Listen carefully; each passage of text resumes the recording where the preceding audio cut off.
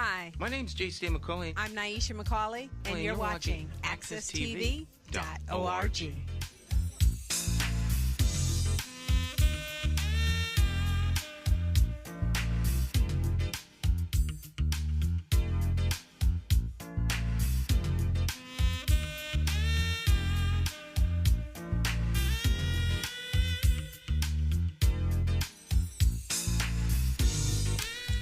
Okay, my friends, once again, it is indeed time to get our talk on. It's Morning Talk with me, your host, J.C. McCauley, along with the champions of talk.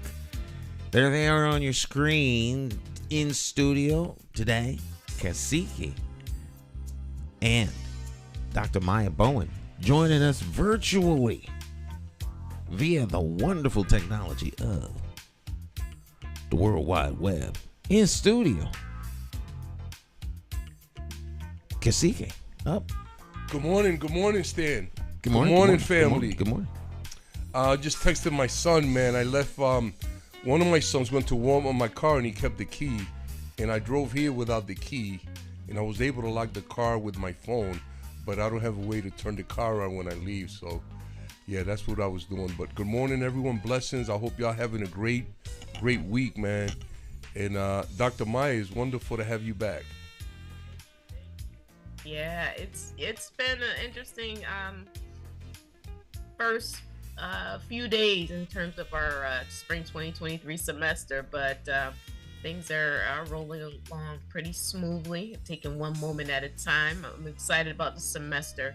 As a matter of fact, Roxbury Community College is celebrating its 50th anniversary, and so I'm part of multiple committees regarding the preparation of events, and so more to come, but I'm looking for nothing but great things to happen because the best is yet to come. All right, how was your how have you been? You haven't been here in a while, or we haven't been here in a while. Well, we only missed a week, but she's missed a couple weeks. I thought so. No. So last week we didn't convene, but the week prior to that, actually, I was here. It just seems long. Yeah. It seems No, long. I It don't just think seems so. long. It seems long. When you're around great people, you know that separation grows, and then you bond and miss each other. So it's all good. It's all good. It's absolutely all good. All right. Well, I want to welcome you all out there joining us this morning. And, back that out a little bit. There we go. So what's on everybody's mind? Who we going to start off with? Let's start off with you, Dr. Bowen. What's on your mind this morning? Woo! Something's always on my mind. I finally got to watch the Board of Education for Harvard's Board of Education meeting for January 17th, and during the time where the public could speak, students were coming up to the mic and making statements in regards to the quality of food being offered and the portions representing smaller portions, and that being the standard regarding K through 12. And one of the students mentioned that you can't reasonably expect a portion that's given to a kindergarten to satisfy someone that's a senior in high school. What a great point, Dr. Maya. Their appetites, they are what they need to take in terms of food as fuel is going to be different. And so,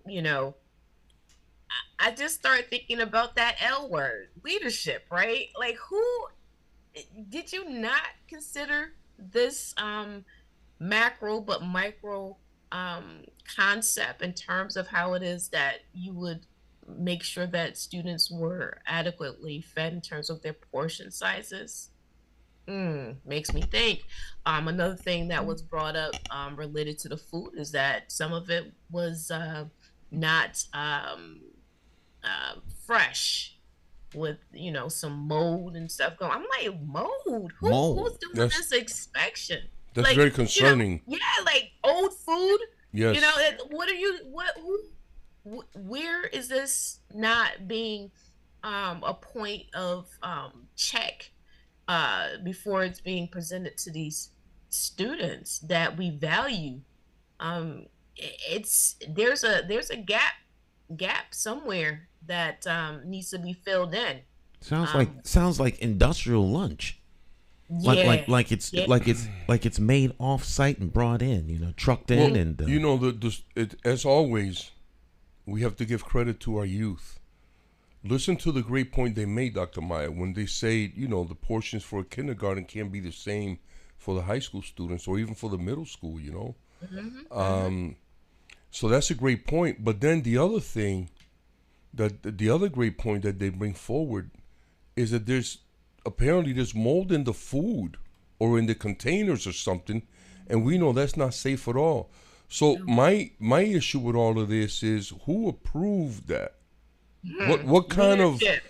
what kind of well that what kind of specifications did they go? Was it What's the protocols? Yeah. well that, yeah, that well, the recommendations, were they made by doctors or by nutritionists, or is this a company trying to make money? Because people are always trying to make money. I think that's the Yes. point here too, that we Yeah, have to yeah. follow the money trail again. well, I think I think there needs to be some over, because the airlines food is brought to them.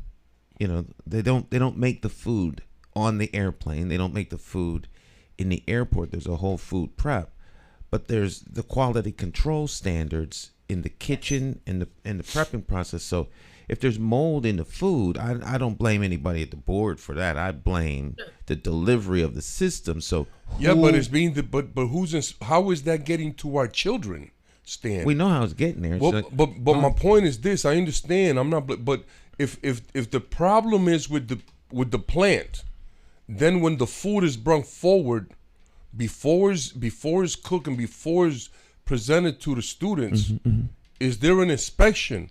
Right, I think it's when they open. Come on now. When they open the container, the Yeah. student identifies the mold. The food isn't opened moldy and then served to the student. Yeah. The student gets receipt of it, then they open it, and then it's mold. So No. That a lot of that food stand is just warmed up. A Right. lot of the food that the students get, but they warm when it's warmed up is open. It's not given to them in a container. I worked in the school system. I does it never come in seen a that. tray? They're not served like spooned out onto the plate. It They're comes in a served tray. No, a lot of that stuff is given in individual portions, brother. I mean, it's served. Yeah, but Like they a all get chicken the and mashed same. potatoes. They all get the same portion, Lou. Yeah, I'm trying to figure out where They the all mold from comes from. student to they all get the same. It's like comes in a Yeah. little present. You know what we're gonna do? What's that? We're gonna have somebody come here from the school and talk to us about the food delivery. I like that. Yeah, I like that, Stan. Oh, that works. but That works. the young person was saying, I watched that meeting. I was at that meeting. But adults also spoke about the size of the portions. Portions, yeah. And They're, that it they're was, inappropriate or inadequate for the. Yeah. for the older for, kids. for the age groups. Think about it, right? So if I get served a serving size that the kindergartens get, like 2 chicken fingers, I'm Yeah. gonna be hungry. I'm not gonna be focused because I'm hungry. My hunger is gonna supersede It's almost insulting learning, right? that it's almost like scraps off the table. I'm just concerned about how that decision came about, Dr. Maya. I'm concerned about who decided that it was okay to give high school students the same portions that were given to kindergartners. It came from the top, Lou. No, I understand that. I understand that, but we need some accountability here. Absolutely. And we have to Absolutely. That look has to into be all of looked these at. things. There's a gap. There's a gap that needs to be filled in regards to this, because again, I mean, you can't reasonably expect great things to occur if it is that you've got students hungry beyond lunch, right? Let's be reasonable. Think about when it is that we as adults have our lunch breaks And if it is that we either brought something to school, or rather brought something to work, or we didn't bring something to work, and how big that portion was. If it is that it's not going to sustain us where we are able to focus in on our job, then there, our employer is not going to get the best out of us. Period. Right. So in light of our students, moving from class to class, or partaking in any type of activity throughout the day, specifically if we're talking beyond lunch, yeah, they're not going to be too eager to partake in activities. They might fall asleep. They might, no, it's just not going to be a good situation overall, because it is that they're hungry. They're not focusing, learning at that point. They're more focused in on, hopefully getting through the day so that they can get something to eat. And that's also a medical issue, Dr. Maya. Oh yeah. That's also a medical issue. And I've spoken on the program before about treating anything that has to do with black and brown folk. We have to treat it as a medical issue, because if we don't, then we'll treat it as a criminal issue, because that's what usually happens. Well, you're gonna criminalize well, lunch? you know what'll happen? Them kids will start grabbing an extra lunch or something, and they may be criminalized. Then yes. Oh yeah. Yes, I'm telling you, I know these things, brother. So it's a medical issue because our children are being malnourished or undernourished. Well, we could have a long debate on that one, because I'm not a big fan of schools more concerned about feeding kids than teaching them. Yeah. Well, it's like picking the worst of two evils, because they both bad. Yeah, but so where do you start? When I went to school, I walked to kindergarten.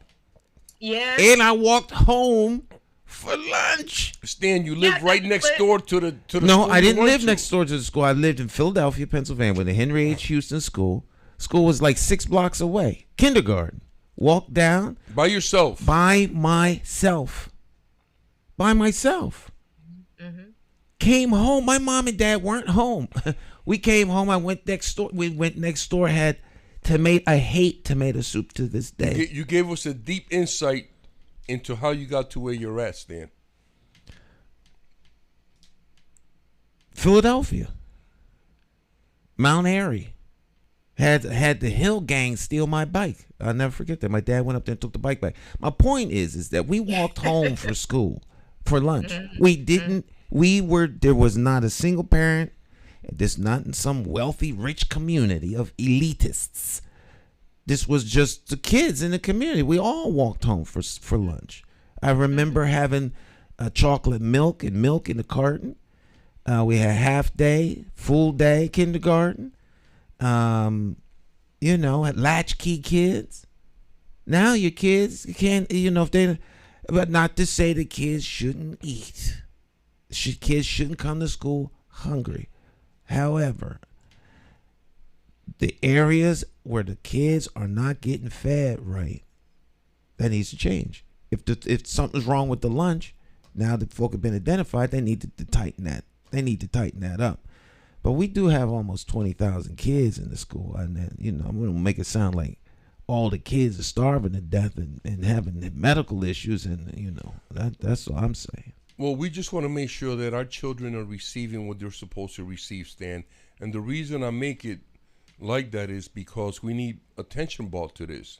If our children are not receiving the right amount of nutrition, if the food that they're getting is not safe because it's moldy, is cold, is old, or whatever the issue may be, the students spoke up. They made some great points, and I support them. Absolutely. And I think that we should, as a community, which I talk about all the time, we should stand behind them and force these people to reevaluate their position on the lunches, and maybe take some feedback from the students and the parents. Well, the students spoke boldly at the Board of Education meeting last ed meeting. Beautiful. It was beautiful. They spoke up. It was very beautiful. The point that is also raised is that the student representation as a member of the board, that once upon a time was a part of how it is that we embraced our youth by having a representative as part of the board in I guess, a student capacity, for lack of better terminology of how their role will be classified, so that that could be a perspective that is brought in because they live it on a day-to-day basis by attending the actual Harvard public school system. And so without that voice or without that person sitting at the table as a student representative, there's a lot of things that we don't know about per se, regarding things that need to be approved upon within the actual system. And so I'm hoping that the board would consider making that a part of their goal in terms of having a student or two sit at the table to learn about the process of being a part of a governing body. Yeah, And they had student They did have that representatives. before. Yeah. I think once that upon a time. no, right before No, the no. pandemic. Yeah, it was. Yeah. Yeah, I think the Dr. Meyer, pandemic yeah. knocked that out. Well, yeah. the thing that's most glaring to me about this, and I don't want us to like pass it without talking about it, is that once again, and I repeat, our children have shown extraordinary leadership. Absolutely. Extraordinary leadership. And that's why I say we have to support that before the politicians and the bureaucrats get a hold of them. Let's make them part of our community. Let's support them. Because if they get a hold of them, there'll just be another bureaucrat sitting somewhere, making money, watching, the days go by. I think one thing that needs to happen, not just at schools, but everywhere and across the board, is things need to become more life affirming. Life affirming and people centric. Right Yes. now, everything is budget centric. So you're saying that now you think that the kids should get lunch? No. Because a little while ago you was kind of, I don't know. No. I'm just I teasing you, didn't Stan. I'm say just the teasing kids you, man. shouldn't get lunch. I know. I'm just teasing you, man. I'm saying that. Uh-oh. No. I'm good. I thought you was going to fire on me. No. Is it that obvious?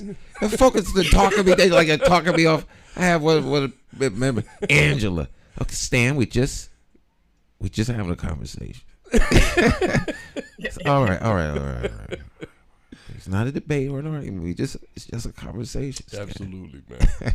No. I was thinking, if things were people centric, there wouldn't be this.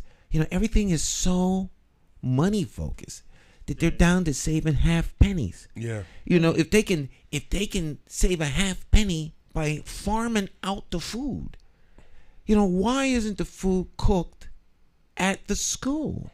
Particularly schools that if you have a school, if the building supports enough human beings to be open, Yes. then there has to be at least between 150, 300 people in the building. Easily. All right. Now, if that was most corporations, they'd have a cafeteria in there. Absolutely. They'd be cooking the food. They wouldn't be trucking it in tin foil little things, and everything is done to maximize profit, not efficiency, profit. So a company can come in, present a way that they can, in theory, save you money by making food a particular way. They catalog ketchup as a vegetable. Right. And that way you can put that in a packet and squeeze it out. Right. It doesn't even make sense. It should be people centric. That means you could hire folks from the community that love the children enough to make a quality meal. The teachers would be better served. The kids would be better served. You could see that the 7-year-old doesn't need as much mashed potatoes and nice meat as the track star. And Stan, and just to continue right along the line that you're talking, brother. I've had dozens and dozens of men and women in Hartford say, my mother worked in the cafeteria, my grandma worked in the cafeteria, my auntie, and the effect and the positive impact that those folk have on that child and many of the children. I mean, I have to give a huge shout out to Sister Kim Bridges. She is an outstanding leader in our community that deserves a lot more recognition and a lot more respect for the work that she has done. And I say that because I seen Miss Kim, like she's called, come into a cafeteria that has been completely unruly. Principals and staff can't do nothing about it. And she comes in and she sets order. Absolutely. Her presence sets order. Her presence and her words set order. And then the cafeteria is when the staff is taught how to respectfully engage in a healthy and in a positive manner with students, then that Ms. Kim hands the cafeteria back to the staff. Now, you bring up another good point with that. Why is there individuals being paid in the cafeteria that either do not command the respect, not by being bullies and mean, but just simply command the respect of the student body? Why are there teachers and staff that have the inability to do that? Because in my book, they shouldn't be employed. I mean, Stan, that's a good question. That's a good question. They lack the skill set necessary to be in there. I noticed that in a lot of these bureaucratic systems, for example, a Board of Ed, you can have a principal who has complaints against them from staff or parents or whatever, and he's removed from that position, but then he's brought downtown and he's made the area director for middle schools. Well, that sounds like some Right, but that happens a lot. Promote you out of the area of trouble. Right, and it's almost like what the Catholic Church did with the priests. Absolutely. And we have the same kind of thing. You know what I'm saying? So we have to.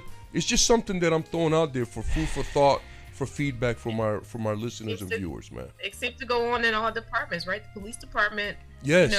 They reposition individuals as well. So I mean, if you've got an infraction, right, and you're able to resign and then pick up just where you started off in a whole nother district, then you become the woes of that new community. What are we doing? Are we actually promoting the worst of the worst? The worst of the worst. Usually that's what happens. To become offenders of the peace. They're supposed to be defenders of the peace as offenders of the peace. But they are offenders of the peace. Right. That's where I'm going with it. All right. Right? I get that. Hold those thoughts. They can stay. Don't go anywhere. We'll be right back. Morning Talk.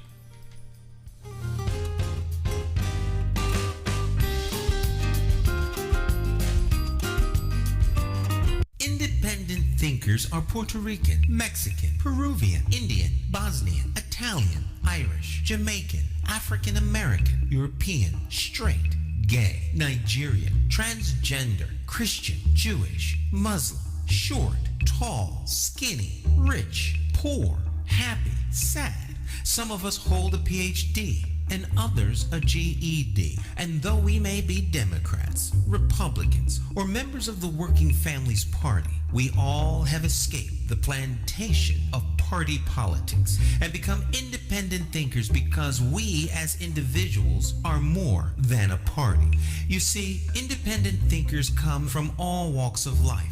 And the one thing we all have in common is that we love, live, laugh, and learn in the city of Hartford. We are the constituents, and the government of Hartford belongs to us. My name is J. Stan McCauley. I'm an independent thinker, and I approve this message because it's time to stop towing the party line and vote for a candidate you can trust. You too can escape the plantation of party politics if you have the courage to free your political mind.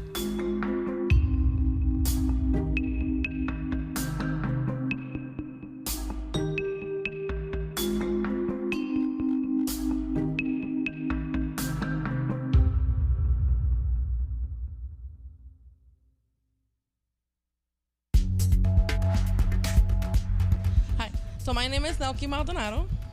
My name is Ramon L. Arroyo. And we know that Hartford Parent University provides good services and resources to parents in our communities, which are greatly needed because a lot of times our parents, they don't know where to go, how to get information, and being part of this program is essential to them in being successful in their children's education. And I think that parents should get involved in their kids' education because it's very important. Education is, I always believe, is a success in life. If you got a good education, you can be very successful. So we encourage our parents to please come join the program, ask lots of questions, and I'm telling you, you won't be disappointed.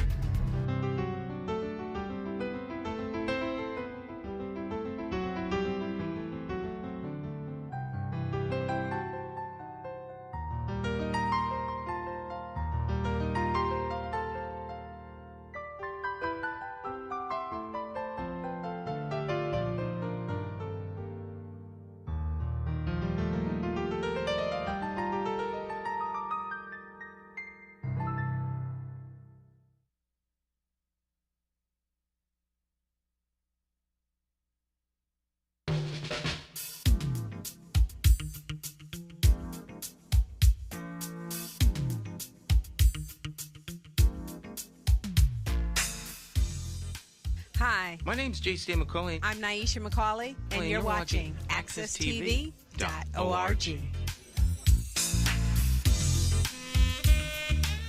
All right, welcome back. Morning Talk.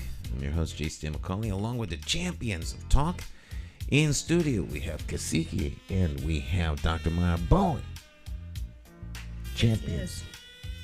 Yes. I want to swerve back into something that was very poignant that was brought up at the January 17th board meeting as well. So board member Brody approached the situation of asking a question in regards to the documentation that supported the one of the contracts that was brought before them for renewal, where the board members had not been presented with the details in regards to whether there were successes made by that company in regards to serving the students. And so with that question being raised, it seemed to ruffle the feathers of individuals present. We need some names. Name some names? Yes. Oh, it already, it disrupted the superintendent's flow and demeanor. From the perspective that, here's the thing. Imagine this, right? Lou, you go up to your job and nobody's supervising you per se in terms of when it is that you get a raise or a recommendation for a raise, right? So there's no details to support you actually getting a raise. And so likewise, when it is that these organizations come up for contract renewal, if it is that there's no presentation of details in regards to whether or not there were any successes, failures, or anything in between, and the vote goes out where the majority of the board members approve this. Rubber stamp. Rubber stamp is the term that I would use, Dr. Right, Maya. But that's problematic. That's problematic. We don't even know what you did during the first contract, but we're going to approve you for another contract. We don't even know if you did the first contract. That too. So in terms of the transparency there, it's holistically lacking. That is nonsensical, right? And so again, with her asking the question, I saw that as a most valid question, because why would you want me to vote in the positive, and I don't even know what they accomplished or whether or not they did what they said they were going to do the first time around. So real that quick, has to be cleared up. That definitely has to be cleared up going forward. Real quick, Dr. Maya, for all the listeners and viewers, what Dr. Maya just described, one of the Board of Education members being asked to vote on something without knowing what they're voting for, next time you go to the voting polls, remember that's exactly what you're doing. Whether you're voting Democrat or Republican, you really don't know what you're voting for. That's a good point. That's a good point. That's deep. Because how many constituents are doing the exact same thing? They don't know what they're voting for. They don't know the person that they're voting for platform, their agenda. They don't know if they lived here. They don't know anything about them. They just, most people vote because, for example, you and I are friends, Stan, and you may have a little bit of an inkling of, you vote. Let's say you just vote, but you don't really know. And I'm your friend. So now you're telling me, Stan, what are you doing? I'm going to vote. Well, are you registered? Yeah, well, come on, let's go vote. Who you voting for? I'm voting for so-and-so. All right, I'm voting for him too, and that's it. That's because I'm gonna vote for him. Because he's tall. Yeah, no, that's my boy's friend. Yeah, my mother used to know his grandmother when they was kids, so she asked me to go and give him, something like that. Oh, that sounds like a good person. But we have to do better than that, though. Absolutely. I keep talking about the age of the Great Awakening and how black and brown people, we must move in intelligence with every step that we take. And we have to stop that voting for somebody because they black. No, let's vote for someone that's going to help us, that makes sense. You know what I'm saying? So, yeah, absolutely. Yeah, we got to do better. So they're asking Dr. Shonda Brody, right? Shantae. No, Shantae Brody. Shantae Brody. I'm sorry. They're asking Shantae to vote for something. And so I was just listening to Malcolm X yesterday, and he said the same thing that's happening today, right? The police beat us with their batons, and then they claimed they were resisting arrest. So now they're mad at that. So now they're feeling some type of way about Shantae because she wants accountability. Isn't that something? Well, she's a representative of the people. I would hope so. And as such, that technically is the job of any board member, Absolutely. any city councilor, any board of directors members of a nonprofit or a profit corporation. There's the legislative policy making body who has oversight, and sometimes the executives get all pinched up because someone asks them a question. Well, that's the job, right? Stan, I'm gonna switch gears just a little bit because we have the political season is upon us now, right? Yep.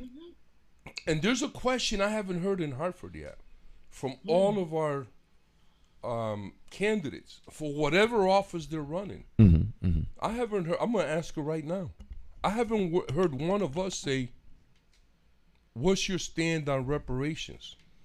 Well, that's a good question to ask. Yes. And we have to ask that. We have to ask that. I think that's a fair question. Actually, it could be a good trick question because the reparations issue advocates or question, yeah. The advocates that I've talked to, we have one that we very close to the alliance. This is a federal issue. Yes. And only the federal government has the capacity to actually, they're the ones who owe. But it would be interesting to hear. Hold on, brother. Can it be global? Because global. I like that better. It could be global, but it most certainly isn't. It isn't a municipal issue. Okay, but I like that. I like the global better, Dr. Maya. But here's the thing: there are cities right now in the United States that are currently paying reparations. They're experimenting. I want us to experiment, and I want to be on that list. But I want to put this on the air right now. You heard it here first. Cacique wants reparations for his people on the island country of Borinquen from Spain and from the United States because we're still a colony. Well, you heard it here first. I think it's a great question. You heard it here I think first. It's a great question, and they should have an answer, and the answer should match up with those areas of, The statements they make about being community. well, What do you think, Stan? It's very, huh? it's very Boy, valid. I can't wait, Stan. It's gonna be our best. This is going to be good. So check this out, though. Like, let's swerve it just a little bit. We celebrated Martin Luther King's birthday recently, and I was made aware of a book that he actually started just before he was actually assassinated, and it's called "Where Do We Go From Here? Chaos or Community?" So I purchased it on Audible, and I've gone through it 2 times. I'm planning on going through it a couple more times, because what he identified is the circumstances back in 1967 and prior to 1967 in regards to where do we go from here, right? And so just to bring it into 2023, based on what he laid out in terms of his book, contents and context, we're seeing this in 2023 where major issues that were happening in the 60s have still not been addressed all these years later. And so there's a reason behind that. And so again, when I talk about there being gaps, those gaps have to be filled in. And a lot of the responsibility comes along with us looking at politics and economics. I'm just going to throw that out there, because look at how it is that when you put those two contexts into any scenario, it's all about who holds the power to really and truly be more dominant in respective environments, and it plays out daily. So where do we go from here? Chaos or community? That should be on everybody's book list. So check this out, Dr. Maya. It can be Audible and other platforms. That's a very interesting point that you make. However, I want to add a little something to the conversation. I think that the reason that we're still seeing the stuff that we were seeing in the 60s was never addressed. mm-hmm. The civil rights movement masked it. It never addressed it. It masked it. And it gave white people, actually, it gave them a shield, not us. You know what I'm saying? Because the only civil rights that we have in this country are what white people say are our civil rights. So it was a ruse. And that's why it's resurfacing, and we're seeing it like really strong now with all these hate groups. They're out in mass or on TV. They have their own TV shows.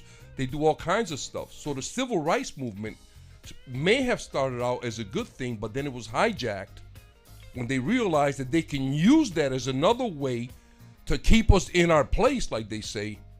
And this is why we're at it today. But now, in this day and age, it's going to be addressed way more effectively than it was ever done, because everything is coming to light now. Well, you know, you made another good point. I think that right now, if we keep it local in Hartford, the constituents have an opportunity to speak up. Yes. All politics is local. Yes. Chaos or community, it depends on what the voters say. And we need to ask that question of our constituents, Dan. Well, it is. Do they support reparations for our city? Right. Let's begin the conversation. But the constituents need to we need good constituency. Just like we need better graded candidate, we need a better graded constituent. I say that respectfully. But think about this. Your comment about hijacking the cause.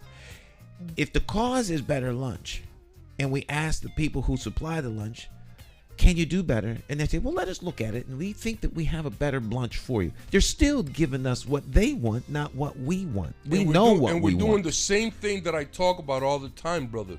We're looking to the answers from our problems from the people who created them. There we go. Stick and stay. We'll take another break. We'll be right back. Morning Talk.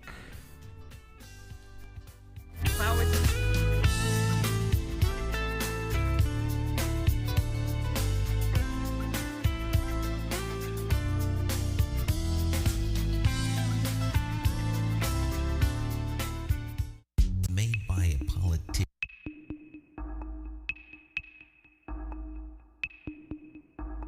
Every bad political decision is made by a politician elected to office. So if you think your vote doesn't matter, just remember this. There are people sitting with politicians in a back room making deals about your future, making policies about your children, making decisions about your neighborhood. To them, you are just a vote. You are not their charity. You are not their cause. You are just a vote. Elections have consequences, and if you don't vote, you are actually voting to keep these people in power to work against you.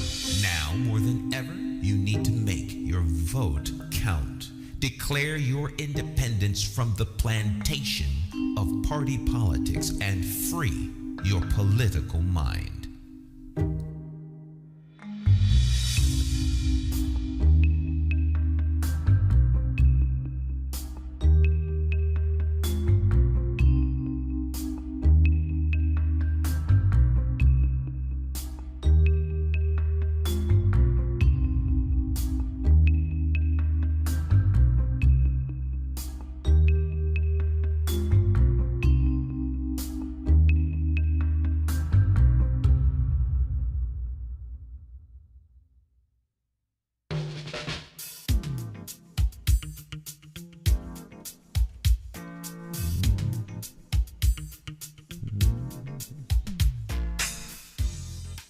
Hi, My name's J.C. McCauley. I'm Naisha McCauley, and you're watching AccessTV.org.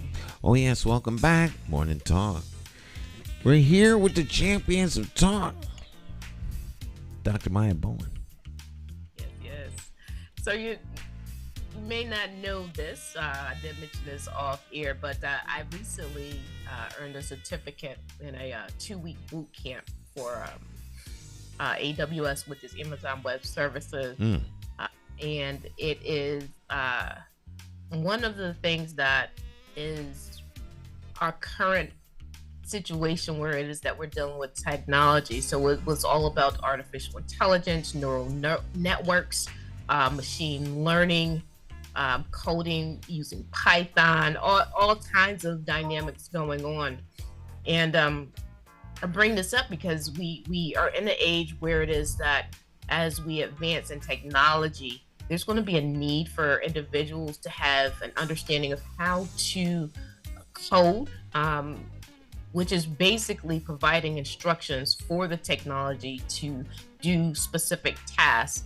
And so with that being said, we had a discussion related to what's going on in respective school systems in general in regards to preparing our students to dive into a career revolving around computer science. And they're not a lot of areas in terms of school systems, our students are not being prepared to take on this task, which is going to be the bulk of the jobs. As a matter of fact, there's like 40 to probably 80,000 jobs currently available in computer science that are being outsourced to other countries, and they are overwhelmingly making sure that their youth are prepared to dive into these industries to be, the lead decision makers, and how it is that our technology is coded and designed and constructed and repaired and all this good stuff. And there's a lot of lucrative jobs out there at the 6-figure level that if it is that we're not preparing our students to transition into, then they're going to be at a major deficit once it is that they graduate from high school. And you don't even need a college degree. There's a lot of opportunity out here, and unfortunately it's not being tapped into. So we have to make this more of a priority within our school systems. And not only that, it's fun, right? Think about the video games that kids play. Think about the apps that we have on our phones and the apps that we download for our young kids 2 and up on the phone, on their little tablets. They are engaged with the technology, and why not let them know what's going on behind the scenes so that they can then transition into making it a possible career option. And so, as an IST, which stands for Information Systems Technology instructor, I show my students who are adults the variety and range that comprises computer science, and I'm loving it. And I'm hoping that my enthusiasm for the discipline is being embraced by those that see it as a huge opportunity for them to make a lucrative career in the industry. Dr. Maya, what a great introduction for AI. Thank you so much. I would add to that we must, well, first of all, I just want to say that AI is still in its very racist stages. And what I mean by that is we look at the facial recognition and all the problems that they have with that. Some of the video games where they only made the black and brown people the criminals and things like that. We've had that type of thing. I agree, AI is wonderful. However, we must temper it with understanding that our children must be able to participate in outside activities. Because what AI and other computer-related gaming and things like that, what is done is completely taking our children from the outside to the inside. And I like AI. I like, I play chess on my phone. I do word games, but I also go out hiking and I do things like that. We must teach them that it has to be, it has to be tempered with a little bit of both. I agree. There's got to be a balance. The thing about the technology, we have succumbed to a state of laziness, right? Yes. So we Thank you. find ourselves being less active. One of the things that I find myself having to monitor is how much computer time that I myself spend, sitting down. I know that our bodies are made to move, and we have to really and truly try to find that balance for ourselves and to model that for our youth, so that they don't get just accustomed to just sitting around and just being online and not really being productive or positive with the types of things that they are contributing within our social media spheres and beyond. So yeah, everything with balance. I mean, if you sit too long, your body will start ringing off some bells and whistles that you need to start moving. But in regards to our youth, we definitely need to model how to be engaged in more physical activity, even if it's just taking a walk around the block, get some fresh air.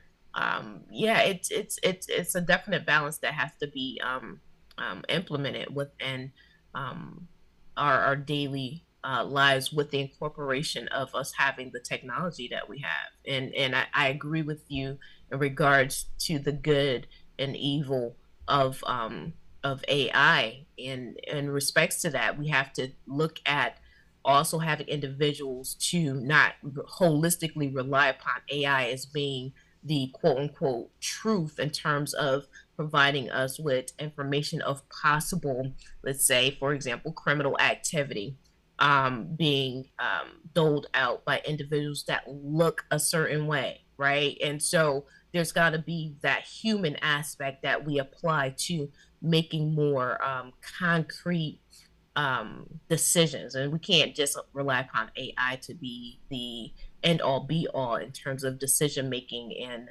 potentially criminalizing individuals that have done nothing wrong. The other thing that I would add to that, and it goes right along with making sure that we kind of keep a human perspective on it, is that the replacement of human workers with AI is also a problem for me. When we go to the grocery stores and you have the self-checkout, those are human beings that are being replaced. Those are families that could be displaced. People are being because when you're a cashier and the machine replaces you, you don't become a stockroom worker now. They just release you. You know what I'm saying? So along with that, what you're talking about, that type of human sensitivity must be used when we apply AI in our daily lives, in our workspaces. We have to make sure that it enhances what we do and not replace us. Absolutely. I'm going to bring it back full circle. Stan's brought up the fact that we have to be more human-centered than budget-centered, right? So when we talk about big business replacing humans in terms of what gets done within the business sphere, we actually have to consider the fact that when we remove the human element from an environment, it being the AI cannot substitute for the acknowledgement of emotions per se, and the engagement of different types of decisions that only us as human beings can actually do. And so we have to be very wary about how it is that the shift from human centeredness to AI is being something that a lot of businesses are promoting. But again, only us humans can actually determine whether or not it is, if we're driving a car, for example. Let's use the car example, for example, right? The self-driving car. Now, I don't know about you, but I would not want to have an Uber come pick me up and there's no driver in it. I'm not trusting that. At least right now. It's the wave of the future, sister. Oh, yeah. But let me add one more thing about AI. It's also in its most dangerous stages right now because it's all experimental. So if AI was given the task, for example, if we made a robot right now, an AI robot that would arrest people or whatever, it wouldn't be able to differentiate between a human and a machine. And it would, if the job of an AI machine was to eradicate whatever was in its way and humans were in the way, it would readily kill them. So there's a lot of work that needs to be done with AI before we can really roll it out in the community like that. Well, AI sounds as dangerous as people. Yes, I agree with that. Because right now there's people that act that way. Well, You would but- seem but- to me but that not there's, quite, you got but not yet, you have police officers that can't differentiate between a kid running those across are- a baseball field. I don't agree with that. Those are conscious Or a choices. cell phone Right, so- versus so- AI is making a machine, so we can go with AI. You know what I'm So saying? the AI might be safer. Yes. Because all you have to do is not In some sense. In some sense. Well, if you have human beings who are unscrupulous, do a worldwide experiment on a human genome, you talk about the Tuskegee experiment. This Bro, there might be not many left. This last thing with this vaccine. Let me stop. Hey, we might go from 8 billion to about 800 worldwide. In short order. If AI was going to get rid of all the unscrupulous people. Stick it, stay. We'll be right back. It's Morning Talk.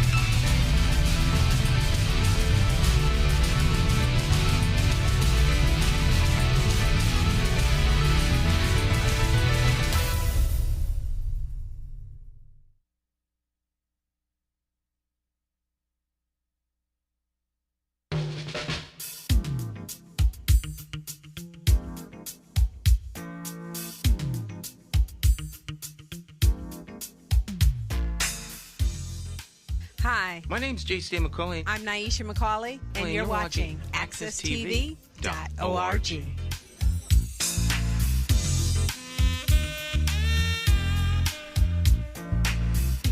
All right, welcome back. Talking about intelligence.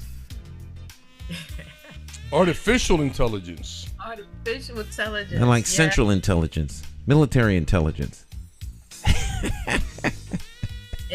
Emotional intelligence. Oh, Oh, yes. listen, that's a subject. EI, yes. Okay, let's see if we can, intertwine that. Now, just piggybacking off of just before what we were talking about break, some of the things that strike me as interesting is being aware of our surroundings, right? Because if it is that we're distracted, let's say, for example, we send our kids to the bus stop, but they're on their phones or tablets. Mm-hmm. How quick does it take for someone who is going to abduct or looking to abduct someone to do that if that person is distracted, or if that kid is distracted, or an adult, right?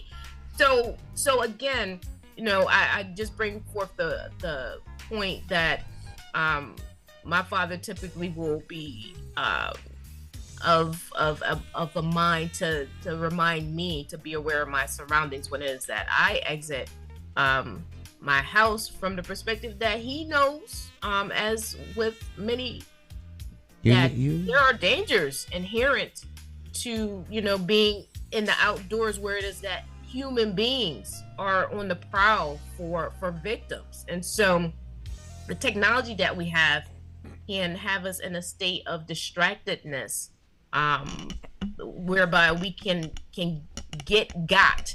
And so looking at it from the perspective of making sure that our youth as well as ourselves are aware of our surroundings is very important. Well, because yeah. it's that if we're distracted, we are going to get got. And so a lot of what's played out in history, prior to us having a lot of this technology to the present, has found us where we're in a place that we're looking at things that have been unaddressed, as Lou stated, even up to 2023, because it has not been addressed and corrected. And so with that being said, critical thinking, being on alert, making sure that we engage in healthy activities by moving our bodies. that is an all-encompassing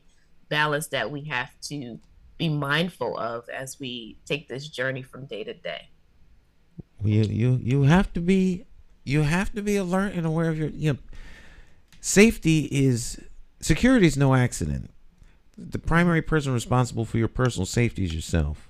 And so unless you are someone who is limited in their capacity to make decisions, you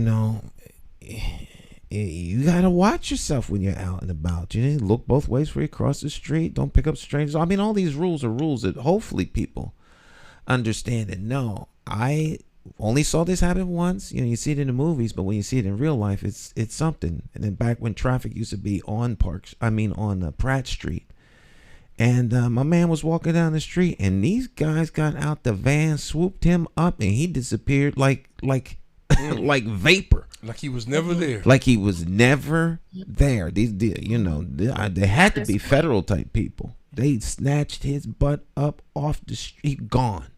Wow. When you blink, like that, like that. No answers. No answers. No questions. People hardly noticed that it was going on. It was surreal. Yeah. By the time you realized what had happened, the van was gone. Everything was gone. So, Dr. Maya, yes. I just want to chime in on what you were talking about earlier in terms of communication with the AI. And I think that for us, communication is something that we have to be concerned in every aspect of our lives as Black and brown people, because part of our issue is lack of access. You know what I'm saying? So when we don't have access to new information, new technology, we just get left behind. So it's incumbent upon us and others to share information as we get it and disseminate it Right. through mediums like this here. You know what I'm saying? Through social media, through TV, the spoken word, the radio, whatever it means, we have to put that out because there are a lot of opportunities. But the other reason that we must be aware and involved is because of what I keep quoting. What's his name? Dr. Amos Wilson. When he talk about what is ADHD and what is the definition, what is the same thing with AI. If we're not involved in it, we won't have a say in how it's defined, how it's created, how it's rolled out. We won't have a say in any of it. So we must be involved in that whole process. Absolutely, well, that means yes. us getting involved I agree. in being the scientific minds behind it, learning how to code and defining it. Well, defining it. However you define it, it won't change what it does. It just gives you the capacity to name it or define it or whatever. It will change what it does, Stan, because with us involved, we will definitely have a more human touch. And profit won't be the ultimate goal. And you mentioned something on this program several months ago that I just want to insert into this conversation, Stan. And I found that very interesting, and I've often quoted you. You said that we build cities for cars, not for humans. Currently, yes. Right. So now, what I'm talking about AI is we must insert ourselves in there because AI must be to enhance human beings, not to replace them. I think the problem is less one of AI and more one of sentience. The issue isn't artificial intelligence. I mean, it's been around for some time. It's become a buzzword that everybody drops and uses.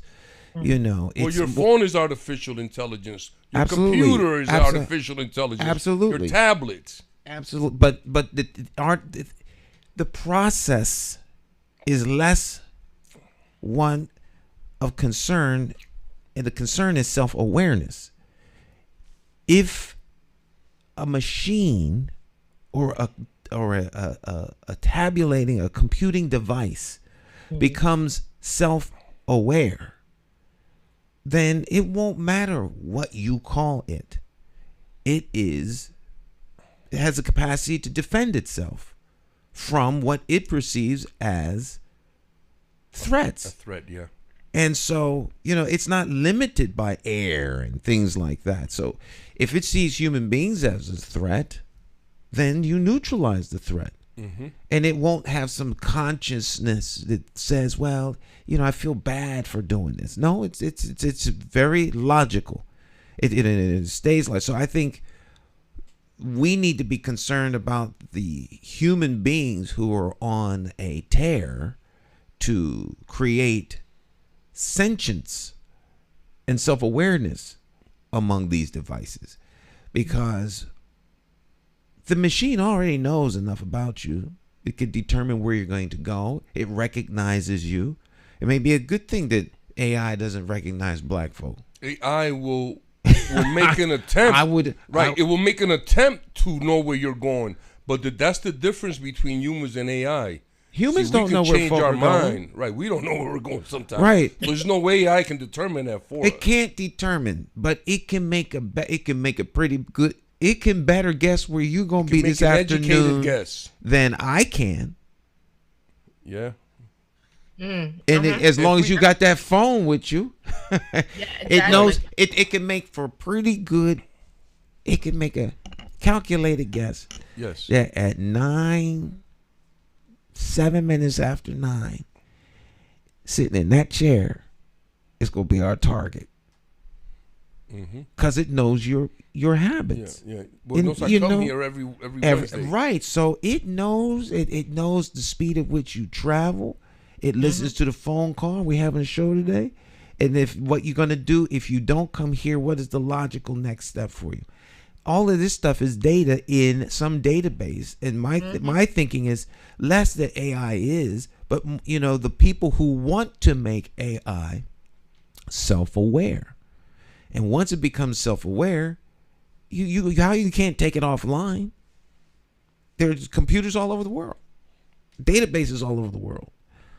So that drives us into a lane where we're thinking about the algorithms that have been constructed to gather all this data related to how it is that our comings and goings, right? So interestingly enough, when we take it back into the schoolhouse environment, how much math does it require for individuals to actually understand these algorithms, right? So if we think about math and the 4 processes that are fundamental to math, that's addition, subtraction, multiplication, and division. Those are the 4 basics. If it is that at the end of 13 years of schooling, students can't do those basics, then the algorithms that we have at play, according to the artificial intelligence that is also at play in our world today, is going to really have us thinking about how big is this gap? How big I think the gap is this gap? Well, I think that gap is of the super smart people on the planet. Right. Exactly. You know, exactly of the point. super smart, they can't do algorithms. I mean, you know. Right. Yeah, but your basic math to me.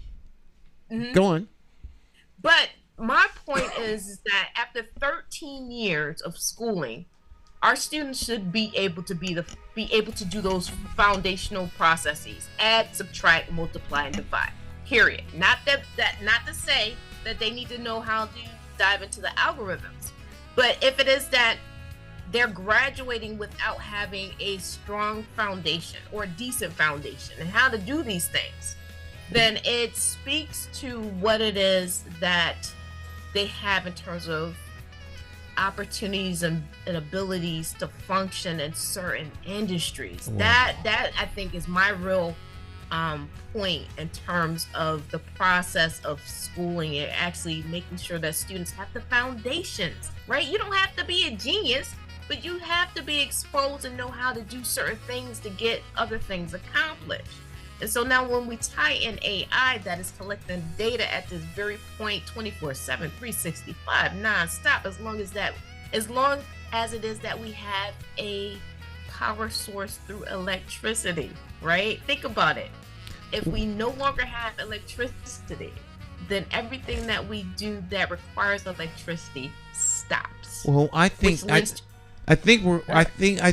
the most part, I think we'll have electricity, but let's pick this up on the other side of the break. I do believe though that if we're graduating kids that can't read, write, do some basic math, that we need to change our conversations and our expectations and demands all the way around on a whole lot of stuff, because we talk about, not us, but I mean we are talking about on a big level within society about things that really don't matter. If at the end of 12 years kids can't read, write, or compete, I mean, what are our expectations that we're good year after year after year after year with kids not graduating, being able to do basic math? That's not the system's fault. That's our fault. We're not doing something. But we take our break. We'll be right back. Stick and stay. Don't go anywhere. It's more to talk.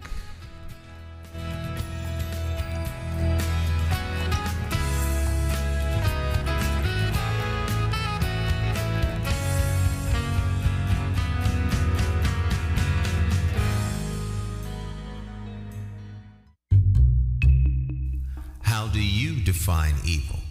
Is it the pedophile school administrator or taxation without representation? Is it the gatekeeping community leaders who sell out the very people they are fighting for? Or is evil the politician that puts out lies and takes in cash? However you may classify evil, having to choose the lesser of two evils still leaves you with evil. No wonder so many people don't vote. It's time for constituents to flip the script and leave the plantation of party politics and free your political mind.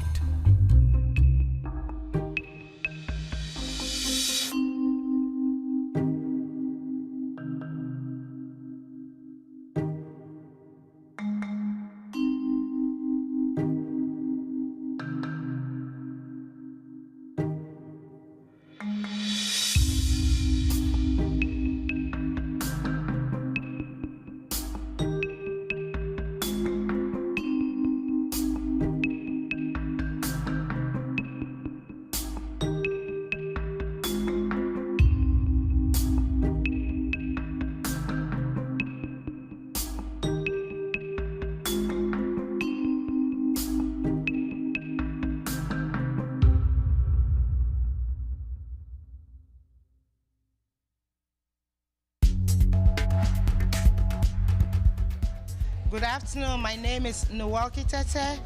I'm a parent to a student in Hartford High. And I would say the program was very good. It taught us a lot about how to deal with our kids, how to handle situations. So I would say it's good for all parents to partake if you can. And our coach was very good. She taught us a lot about the Parents University. So I'm so happy and I'm glad I took part in the Parents University. So thank you so much. Love you. My name is Nwalki Tete. Bye.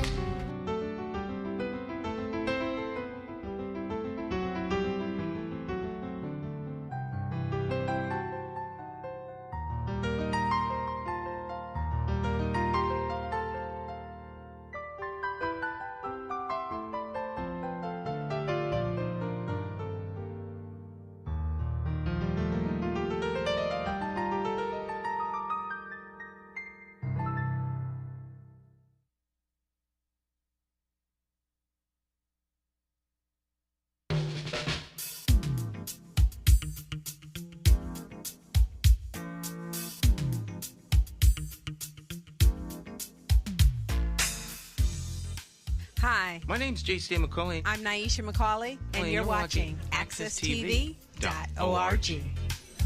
Oh, yeah. Welcome back.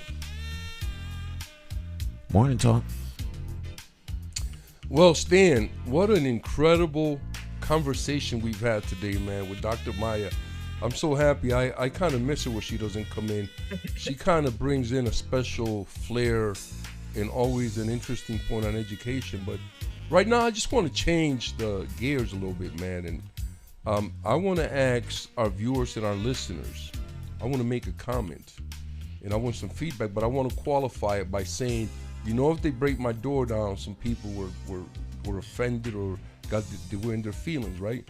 But, how do we as a community land a blow to white supremacy and racism in Hartford politics? And I think that one of the ways that we do that is we get rid of Mark DeBella as a chairman of the Democratic Town Committee and all of his supporters. I'm putting that out there to the viewers and the listeners as a challenge. We are right in the middle of the political season. They're going to start flooding your house with mails and calls, or they're going to leaflets in your door, all kinds of stuff. People are going to be knocking on your door. Y'all need to ask them real questions. Ask them, how do they feel, about reparations? Ask them, how do they feel about the situation and the state of Hartford politics? And put them on the hot seat when they come to your house, when they call you. Let them know that you want accountability. So I would like to see some comments or some calls from our listeners and our viewers about how do we land a blow to white supremacy and racism in Hartford politics. Take it away, y'all. Well, that would be interesting because there is I've always said that Harvard's political system is likened unto a plantation. I call it plantation governance model. Yes. Hartford has a plantation governance model. I agree. It doesn't grow cotton; it grows people, and so people are the new cotton, and it is that cotton that is harvested, and it's put through the cotton mill, on a regular basis. And it turns out the product that it turns out is votes. Well, it's actually better than cotton, because now not only do you have the human as cotton, but this kind of cotton is also resourceful and can provide other resources for you. Absolutely. So that's an incredible because you have to take example. care. You have to manage the cotton. Yes. So you manage the people. It means that if you keep them on meager means, that means that they become dependent upon you. So the same way that you put that thought together, Stan, I want you to put the idea together that our children are also being used as cotton in the education system. Absolutely. When your thinking is done for you, then you're not thinking. That's not that hard to figure out, and that's what happens. So our children are being used by the big corporations as a farm system for jobs, because they go to jobs where they don't think. Right. They go to jobs where they have to follow instructions. And when we no longer need you to work, then we make you a super, super, super duper, agent of productivity, because now we keep you home. We give you a stipend. That's the beginning of AI. That's how they sliding AI in. These people don't understand that when you start working from home, you're going to stay home. You're not going to be working. Right. Some machine is going to be doing your job. Right, but when I say working from home, I don't mean people who work virtually. I mean the people who are dependent on the system. Yes. Because they no longer have a job. So they're on some sort of government assistance. One thing about reparation, unless they're giving you the money free and clear, here's your money, you use that money anywhere in the world and leave. If it's going to be doled out to you slowly. And taxed. And if it's going to be doled out to you slowly, then yeah, they'll have you fight for the very thing that's going to enslave you even further. So now you are bound to the system with super dependence. You're not competitive, and you can be depended upon to come out and vote over and over again for the very people who are enslaving you, because you need them to sustain you with a quote unquote program. So the fortunes that are made off of managing y'all. So here's what happens, Stan. I know what you're saying, but listen to what I'm saying. Mm-hmm. I think the pandemic was created to introduce AI. I think the pandemic was created in order to introduce submission and control. Well, AI is going to bring all of that, because it's going to eliminate the need for human thought, for human process. Think about this. When you get sent home from an insurance company to work, they don't have to pay light and taxes for that building anymore. They can give it away, or they can sell it. They can repurpose it. They can lease it, right?